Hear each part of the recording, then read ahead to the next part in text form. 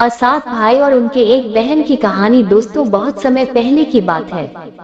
किसी गांव में एक परिवार था और उस परिवार में सात भाई अपनी एक बहन के साथ रहते थे। उनके माता पिता नहीं थे।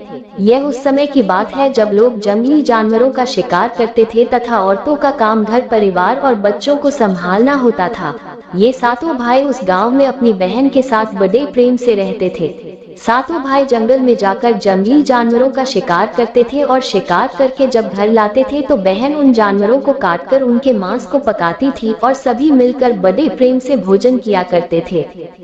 भी ऐसे ही दिन गुजर रहे थे। एक दिन सातों भाई जंगल में शिकार करने के लिए निकले थे। शाम होने वाली थी और बहन अपने सातों भाइयों के लिए खाना पका रही थी। जब वो चाकू से हरे सब्जियों को काट रही थी तभी चाकू के तेज धार से एक अंगुली कट गई। कटे हुए अंगुली से खून बहने लगा। अब बहन सोचने लगी कि यदि उनके भाइयों ने उसकी कटी अंगुली देखी तो वो काफी दुखी हो जाएंगे। इसीलिए उसने सोचा कि अपने भाइयों को इसके बारे में नहीं बताना चाहिए और उनसे यह बात छिपाकर रखना चाहिए। उसने अपनी ओढ़नी और दीवारों पर खून को पोंछना चाहा, लेकिन फिर दिमाग में विचार आया कि यहाँ तो मेरे भाई आसानी से देख लेंगे। फिर उसने अपने खून को साग में ही पोंछ दिया। जब शाम को सातों भाई शिकार करके आए तो बहन ने भाइयों के लिए भोजन परोसा। आज सातों भाइयों को साग बहुत ज्यादा स्वादिष्ट लगा और सभी अपनी अंगुलियां चाटते रह गए और अपने बहन की पाक कला का बखान करने लगे। अपनी तारीफ सुनकर बहन भी बहुत खुश हुई। अगले दिन सभी भाई सुबह खा पीकर जंगल में शिकार के लिए निकल पड़े। वो शिकार तलाशते तलाशते थक गए और एक पेड़ की छांव में बैठ गए और बातों ही बातों में सातों भाई रात के भोजन के बारे में बात करने लगे। रात में बहन ने जो साग बनाया था उसी की चर्चा करने लगे। सभी कहने लगे कि इतना स्वादिष्ट साग उन्होंने कभी नहीं खाया। सातों भाइयों ने विचार किया कि आज इसके बारे में अपनी बहन से जरूर पूछेंगे और जानकर रहेंगे कि साग में उसने ऐसा क्या मिलाया कि साग इतना स्वादिष्ट बन गया। जब सभी भाई घर आए तो अपने बहन के खाने की तारीफ करने लगे। बहन बड़ी खुश हुई। तब सातों भाइयों में सबसे बड़े भाई ने अपनी बहन से पूछा कि कल तुमने साग में ऐसा क्या क्या मिला दिया था कि साग इतने स्वादिष्ट बन गए। बहन ने बहाना बना दिया जिससे उनको सच्चाई न पता चल सके। तब बड़े भाई ने बहन को अपनी सौगंध देते हुए कहने लगा कि बहन मुझे सच सच बताओ। तब बहन से सब कुछ सच सच बता दिया और कहने लगी कि साग में मैंने अपना थोड़ा सा खून मिला दिया था क्योंकि चाकू से मेरी अंगुली कट गई थी। उसके बाद सभी सातों भाई भोजन करके सोने के लिए चले गए। तभी सातों भाइयों में से सबसे बड़े भाई ने कहा कि खून की चंद बूंदे मिलाने साग इतना स्वादिष्ट बन गया तो बहन का मांस कितना स्वादिष्ट होगा। सभी भाइयों ने अपने बड़े भाई की हाँ में हाँ मिलाई और अगले दिन भोजन करके सभी भाई शिकार के लिए निकल पड़े। सातों भाइयों ने अपनी बहन को जान से मारने का प्लान बना लिया और कहा कि उसको मारकर उसका मांस पकाकर खाएंगे। लेकिन ये बात सातों में से सबसे छोटे भाई को पसंद न आई। वो अपनी बहन को बचाने के लिए बहुत बेचैन था। वो इसका खुलकर विरोध नहीं कर सकता था क्योंकि 6 भाई एक तरफ थे और वो अकेला था। शिकार करने के बाद सभी भाइयों ने एक टीले पर बांस के पट्टों का बना एक चबूतरा बनाया जिसे चांद कहते हैं। उनकी योजना ये थी कि बहन को बहला फुसलाकर यहाँ पर लाएंगे और तीर मारकर अपनी बहन की हत्या कर देंगे और उसका स्वादिष्ट मांस खाएंगे। अगले दिन बड़े भाई ने अपनी बहन से कहा कि बहन अब तुम विवाह योग्य हो चुकी हो और हमने तुम्हारे लिए एक योग्य वर की तलाश की है, अतः तुम सच सवर कर हमारे साथ चलो। बहन अपने भाई की बात सुनकर बड़ी खुश हुई और तैयार हो गई। चलते चलते जब बहन थक गई तब वो अपने बड़े भाई से कहने लगी कि भाई और कितना दूर चलना होगा। तब बड़े भाई ने कहा कि बहन अब थोड़ी ही दूर वो जो टीले के ऊपर चांद दिख रहा है वहीं पर जाना है। टीले पर पहुंचकर बड़े भाई ने अपने छोटे भाइयों से कहा कि इसे रस्सी से बांस के खंभे के सहारे बांध दो। सभी भाई मिलकर अपनी बहन को रस्सी से बांधने लगे। बहन बहुत असहाय थी और अपने सभी भाइयों को हत्यारे की नजर से देख रही थी और वो ईश्वर से कहने लगी कि हे भगवान, ये मेरे सभी भाई मेरे खून के प्यासे हैं। ऐसा के कोई भाई नहीं है जिसके दिल में मेरे प्रति सराहना हो। ये सुनकर सबसे छोटे भाई का मन द्रवित हो गया, लेकिन वो बेचारा अकेले कर भी क्या सकता था। वो मजबूर था क्योंकि 6 भाई बहन को मारने के पक्ष में थे। बहन को बांधने के बाद बड़े भाई ने अपने सभी भाइयों को बाण से मारने का आदेश दिया। के बैकवर्ड जब बड़ा भाई सबसे पहले धनुष से बाण मारने के लिए चला तो बहन अपने बड़े भाई के सामने हाथ जोड़कर करुण स्वर में कहने लगी कि मारो मारो भैया, छाती में लक्ष्य करके तुम्हारा तीर तुम्हारा धनुष जंगल को जाएगा। मारो मारो भैया, छाती में लक्ष्य करके, भैया छाती में लक्ष्य करके। बड़े भाई ने कठोरता से बाण चलाया लेकिन उसका तीर सही निशाने पर नहीं लगा। अब दूसरे भाई की बारी थी, वह भी बहन को मारने के लिए धनुष बाण उठाया। उसके भी सामने बहन ने हाथ जोड़कर वही करुण स्वर गाने लगी। दूसरे भाई का भी निशाना विफल हो गया। इसी तरह से छवो भाई ने अपने बहन को तीर से मारने की कोशिश की लेकिन सभी विफल रहे। अब सातवें भाई का नंबर आया और सभी भाई कहने लगे कि भाई पूरी ताकत से तीर चलाना और बहन को एक ही तीर में ढेर कर देना।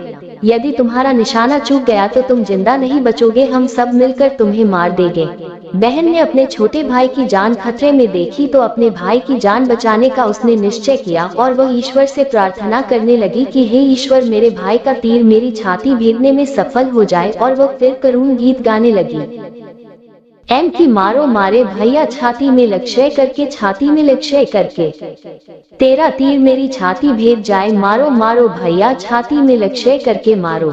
छोटे भाई ने तीर चलाया और उसका तीर बहन के मर्म पर जा लगा। वह दर्द से तड़प हुई, कुछ देर छटपटाने के बाद उसके शरीर से प्राण निकल गए। बहन के मरने के बाद सभी छवो भाई बहुत खुश हुए लेकिन सातवां भाई बिल्कुल भी खुश नहीं था। सभी भाइयों ने मिलकर बहन के शव को चांद से नीचे उतारा। उसके बाद छवो भाइयों ने बहन के शरीर के बोटी बोटी करके काट डाले और बड़े भाई ने अपने सबसे छोटे भाई को जंगल से लकड़ी और पानी लाने का आदेश दिया। ओ छोटा भाई लकड़ी को पानी के साथ साथ कुछ मछली और केका भी लेकर आया था। वो अंदर ही अंदर बड़ा दुखी था। उसके सभी भाई बहन का मांस बड़े चाव से पका रहे थे। वो अपनी बहन का मांस नहीं खा पाएगा। यदि उसने ऐसा किया तो उसके सभी भाई मिलकर उसे गालियां देंगे। उसने मांस पकाते समय चुपके से केक दे और मांस आग में डाल दिया और अपने खाने का जुगाड़ कर लिया। चावल और मांस तैयार हो गया था। जमीन पर केले के पत्ते बिछाकर उसमें सबके लिए खाना परोसा गया। छोटे भाई ने बैठने से पहले अपने स्थान पर एक छोटा सा गड्ढा खोद लिया था। पीयूष ने केले के पत्ते में परोसे गए बहन के मांस को उस गड्ढे में डाल दिया तथा मछली और भात खाने लगा। बाकी छवो भाई अपने बहन की हड्डियां चबाने लगे तो छोटा भाई केका चबाने लगा। भोजन करने के बाद बड़े भाई के कहने पर छोटे भाई ने सबका बचा हुआ जूठा साफ करने को कहा कि बहन बची हुई हड्डियां और उनके अन्य भाग जैसे कि सिर, नाखून, पंजे सबको इकट्ठा करके उसी गड्ढे में डाल दिया और ऊपर से मिट्टी डाल दी। कुछ समय पश्चात उसी स्थान पर बांस का एक पौधा उगाया। धीरे धीरे उस स्थान पर बांसों का एक झुरमुट बन गया। क्यों एक बार उसी स्थान पर एक संत आए और उसी बांस के झुरमुट तले छुपकर मल त्याग करने लगे।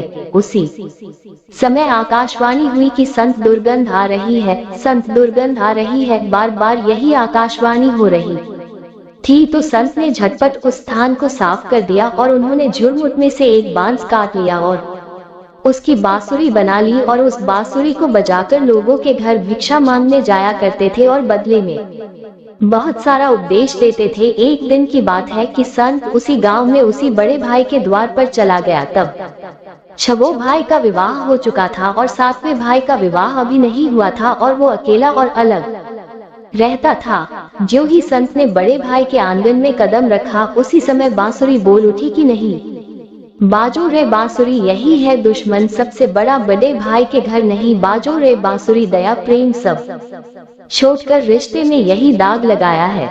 नहीं बजो रे बांसुरी, यही दुश्मन है सबसे बड़ा, बड़े भाई के घर नहीं बजो रे बांसुरी। योगी के बांसुरी से बार बार यही आवाज निकल रही थी जिसको सुनकर बड़े भाई के पसीने आने लगे। उसने अपनी पत्नी से योगी को तुरंत भिक्षा देकर विदा करने को कहा। ऐसे करके संत सभी छवो भाइयों के पास गए। सभी के सामने ये बांसुरी वही गीत गाने लगती। सभी भाइयों ने अपनी पत्नी से भिक्षा दिलवाकर उस संत को अपने द्वार से विदा कर दिया।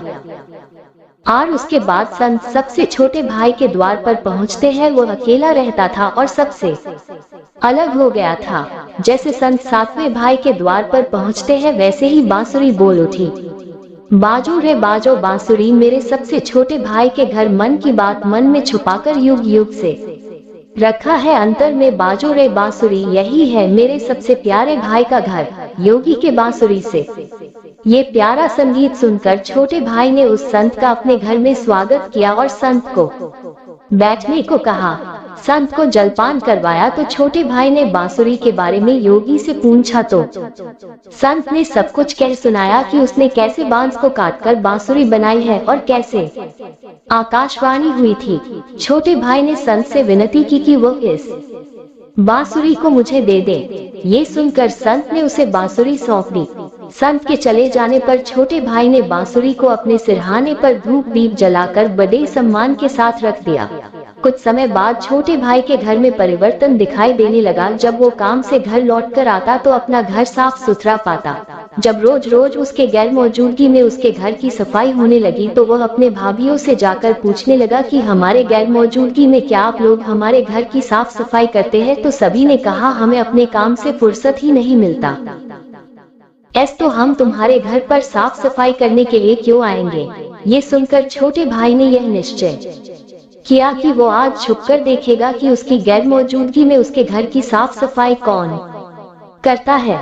इसीलिए छोटा भाई काम पर नहीं गया और घर में छुपकर देखने लगा। घर सुनसान होने पर जिस स्थान पर उसने बांसुरी स्थापित की थी उसी बांसुरी में से उसके बहन के शक्ति की एक लड़की निकलती है। उसके घर का सारा काम करके उसी बांसुरी में समा जाती है। ये सब देखकर छोटे भाई को अपनी आंखों पर विश्वास नहीं हुआ। उसके बाद उसने यह बात अपनी बड़ी भाभी को बताई तो बड़ी भाभी ने अपने छोटे देवर को समझाया कि जैसे ही लड़की बांसुरी से बाहर निकले तुम उस बांसुरी को आग के हवाले कर देना। उसके बाद उस पर तुलसी जल छिड़क देना, फिर देखना कि क्या होता है। छोटे भाई ने अपनी बड़ी भाभी के कहे मुताबिक सारा काम किया। वह बांसुरी से लड़की के निकलते ही बांसुरी को आग के हवाले कर दिया और लड़की पर तुलसी जल छिड़क दिया। तुलसी जल के स्पर्श से वह लड़की मानव रूप में आ गई। भाई ने देखा तो यह उसकी छोटी प्यारी बहन है। उसने अपनी बहन को गले से लगाया। उसके बाद दोनों भाई बहन बड़े प्रेम से रहने लगे। बहन ने भाई को और भाई ने बहन को अपना लिया और दोनों उसी घर में प्रेम पूर्वक रहने लगे। दोस्तों, अगर वीडियो अच्छी लगी हो तो लाइक करें और हमारे चैनल पर पहली बार आए तो चैनल को सब्सक्राइब करें। बेल आइकन जरूर दबा दे ताकि हर आने वाली वीडियो का नोटिफिकेशन आपको मिलता रहे। तो चलिए दोस्तों, मिलते हैं नेक्स्ट वीडियो में। तब तक लिए नमस्कार। वीडियो देखने के लिए धन्यवाद।